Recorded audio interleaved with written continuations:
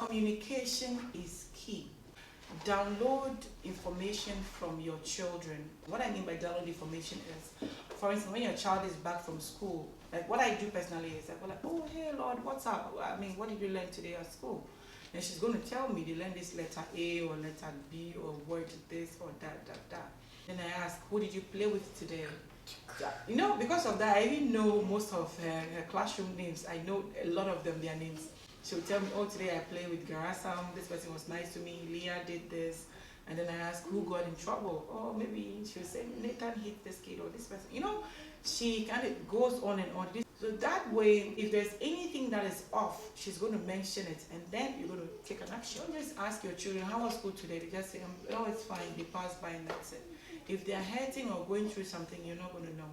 Sometimes I even go to the extent of telling her what I did. Oh, today I went to Walmart and I bought this, and maybe I went to McDonald's, I bought myself some maybe fries. You know, I tell her things, and then she's going to tell me, I had this at school today, and this, you know, then that way they're going to talk.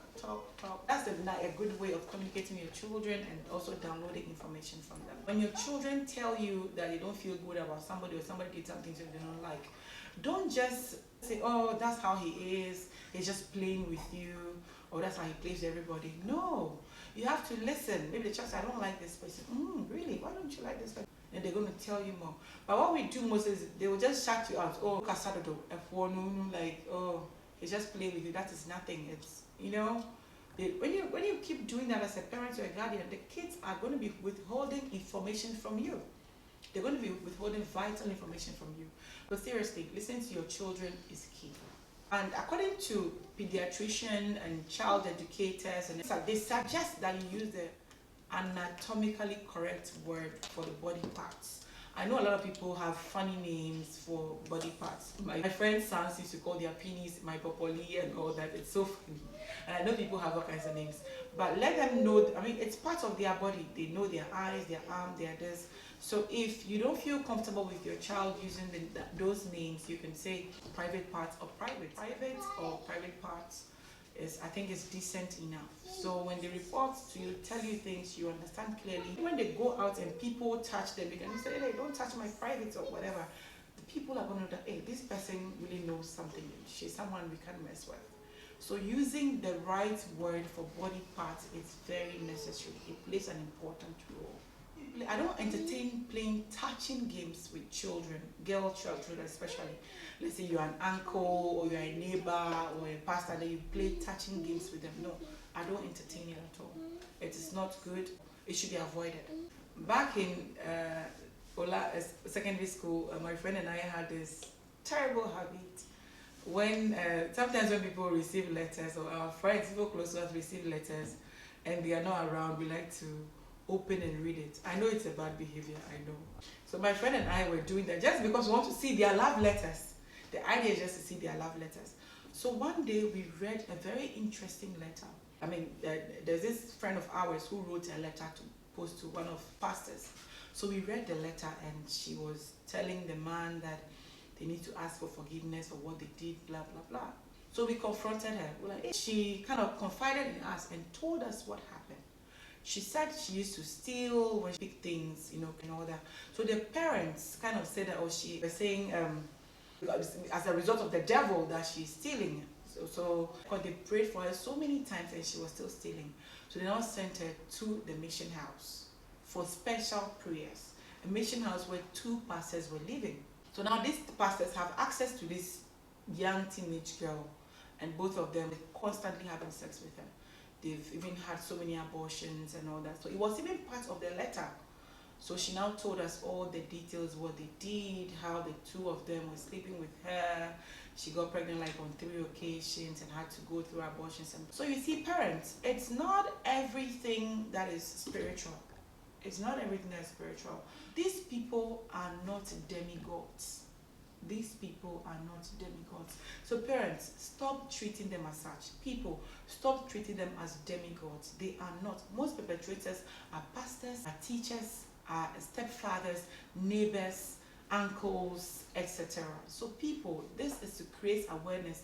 The people who abuse our children are people we know, are people that our family know. And I also mentioned about grooming. I'll do a full video on grooming, how they groom the children. So at the end of the day, when something like that happens and the child even musters courage to speak about it, that child will be discredited by his own parents and close sources and sometimes the whole community. This is how terrible abusers can be. They are so smart. So I'll do a video on grooming in order not to make this video too long. There's also this story. When I was in school, I had this friend who the teacher asked to go deliver books to his house. His house wasn't far from the school. So he asked this friend of mine to send books to his house. So my friend kind of like asked me to accompany her. So by the time we got to the teacher's house, miraculously, he was in his room. So upon seeing us, he didn't like the idea because I think he was expecting her alone. Oh, Kafi Danko, did I send you da da da da? I'm like, oh no. My friend asked me to accompany her, bring the books over to you. And I said, no, I didn't send you. Next time, if I don't send you. So do you know, this teacher held me and started knocking me from his house all the way back to school just because I ruined his plans. So later on we grew up, and my friend and I, we met and we were catching up at old times, laughing, and I'm like, oh, do you remember how this man knocked me from his house? He said, oh, don't mind him. He used to touch me. That was why I asked you to accompany me, to save me that day. So you see, teachers that are always asking students to go deliver books to their homes, I don't trust 80% of them. No. I think they have ulterior motives. If your child is always thinking sending books to teachers' home, you think it's because the teacher likes her, think twice, think about it twice. This same teacher was doing an extra classes for one other student. And this student's mother was a busy woman. I mean, she was a civil servant. She goes to work 9 to 5. So after school, this teacher goes home to do the extra classes, whatever. And this girl, there are only two, the girl and the brother. The brother goes to play football, and the girl is left alone with this teacher for extra classes.